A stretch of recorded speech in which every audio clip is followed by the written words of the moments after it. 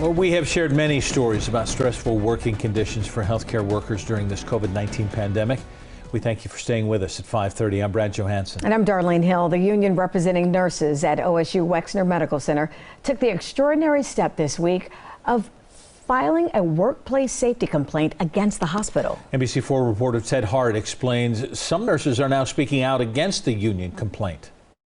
In its letter of complaint to the Occupational Safety and Health Administration, the OSU Nurses Union details more than a dozen instances where it says nurses were unnecessarily put at risk, and says as many as 85 nurses were infected with COVID-19 as a result. The complaint says 10 employees contracted COVID-19 due to exposure to infected prisoners being treated at the main hospital. It describes an outbreak among staff members at Dodd Rehabilitation Hospital. 12 staff members testing positive in labor and delivery, where the union says workers were not provided N95 masks, and widespread exposure on the 5th floor of Ross Hart Hospital.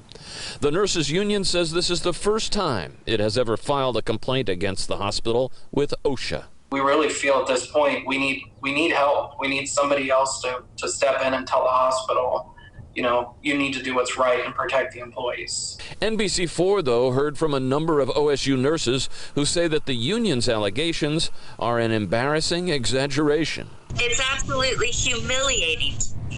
Michelle Carter works at the Ross Hart Hospital and says the outbreak on the 5th floor of Ross was the result of a staff member coming to work with symptoms and exposing coworkers. She says there have been adequate supplies of PPE and that the administration has been very responsive. Management was coming around to ensure that the staff were safe and that we didn't have huge anxiety. In a statement, the medical center says that it has been following the evolving guidance from the Centers for Disease Control about isolating COVID-19 patients and about requirements for personal protective equipment. And it says that nothing means more than the health and safety of its workers, its patients, and their families. Local for you in Columbus, Ted Hart, NBC4.